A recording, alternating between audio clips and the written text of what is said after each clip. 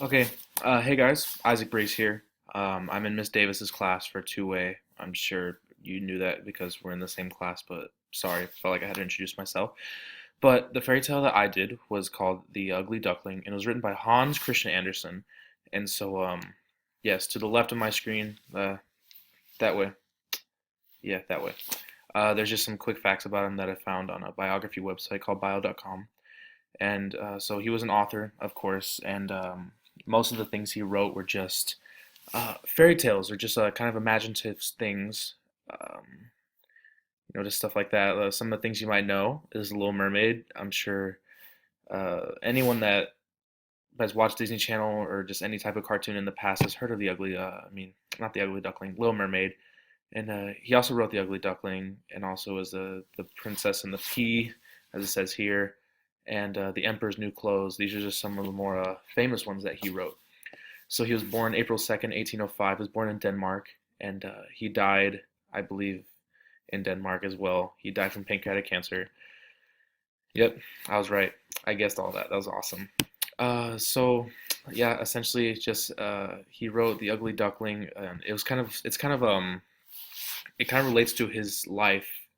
So I mean, whenever he was born, he wasn't destined to be a male model or anything. He had this huge nose and large ears, large feet, and was just kind of a weird looking guy. And I don't think people saw him as like a good looking dude. And like the way the things he did to come through life as a teenager, he had a very high singing voice. And so I mean, like I can sing pretty high, but I have a deep voice. But like he had a high voice his whole life, and until he got into like his late 30s and 40s, but whatever.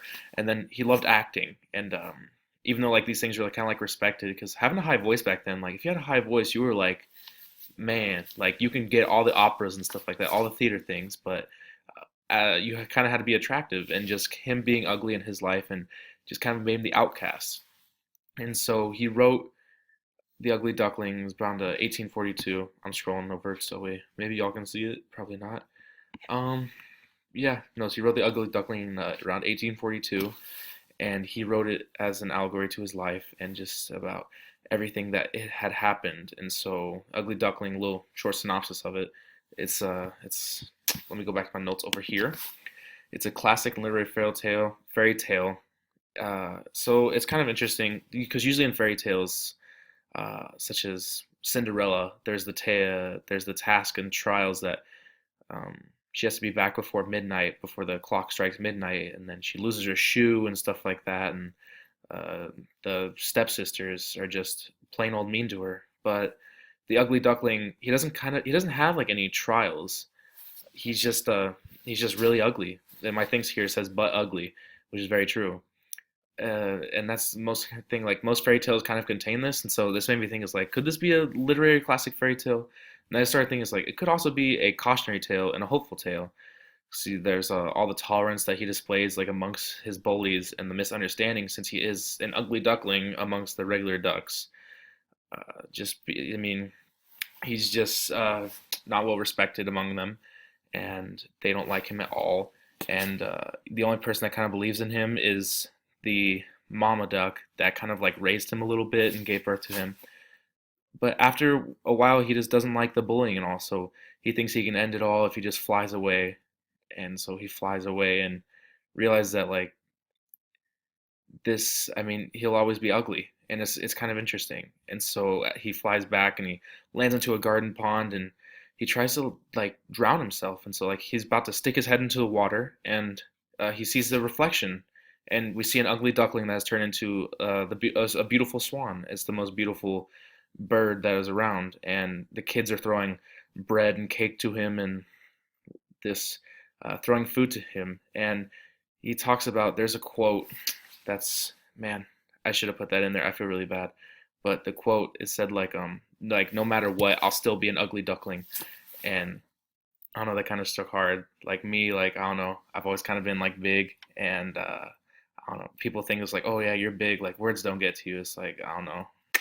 I don't like to hurt people. I quit football my freshman year. I don't like to hurt people because of that. and I don't like other people to hurt me, and so I don't know, I'm weird. And the Ugly Duckling kind of appealed to me in that way because I could see exactly where Hans Christian Andersen was coming from. Another thing is like he was searching for his own identity, and then as that comes, he runs away from his problems, but he finds his true identity as he's running away from his problems. And I think it's just a beautiful thing. So there's some adaptations that have been, well, there's, I mean, numerous adaptations that have happened. Some of the ones I have found, so there's this one. It's called the Ugly Duckling Song, and it was on the original Ugly Duckling short film that was produced or made in 1931, and then there's a colored version produced in 1939, and then there's a movie.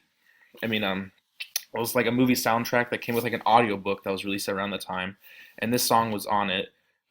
So hopefully you enjoy it. I mean, it's kind of weird.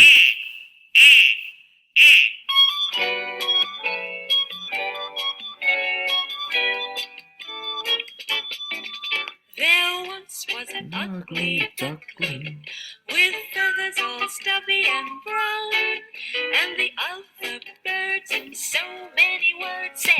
So it's been adapted into song several times. Most of them done by Walt Disney and their music making company.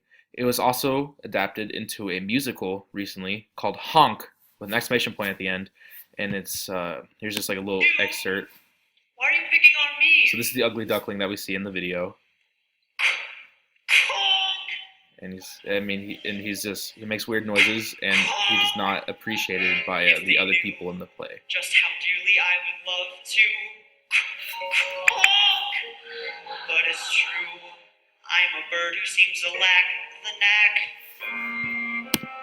It relates to like the original one because he just wants to be seen as an original. I mean, not an original, as a regular animal, and a regular animal compared to the ones around him. And since he has seemed different and ugly and all these things and can't make the same noises that they can, he is seen as disrespected.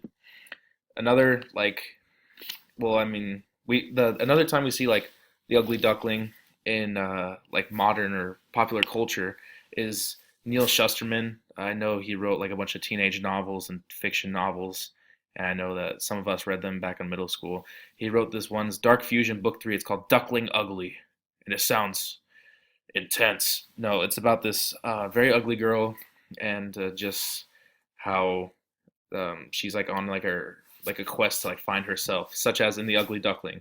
So we can see lots of pools to the original tale that was written by Hans Christian Andersen, and it's very apparent in our lives. There's also an opera written by Sergei Prokofiev, and this is performed by a soprano, and so it's pretty high. But it says like it just tells the tale in Russian of the ugly duckling, seen through an adaptation that was written back then. So here's like a little snippet of it. Why'd you gotta do that, man? Okay, well, hold up. I'm sorry about the technical difficulty. Let me get back.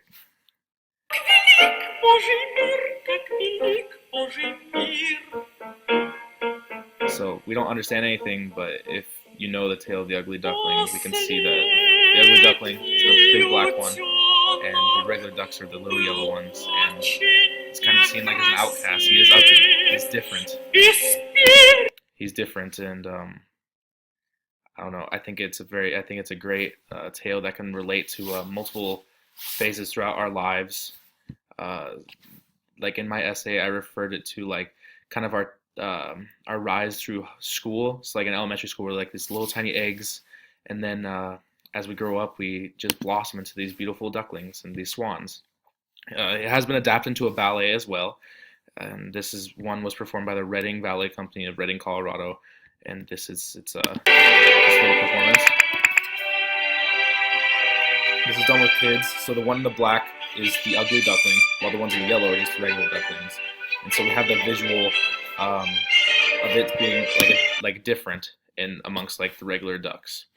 And so as we can see all these adaptations, we can see like how apparent it is in our lives that the ugly duckling holds supreme, and it's like very common in our lives. So I want to thank you for everything and being able to watch this. And these are all my works cited. And thank you. I hope you enjoyed this presentation.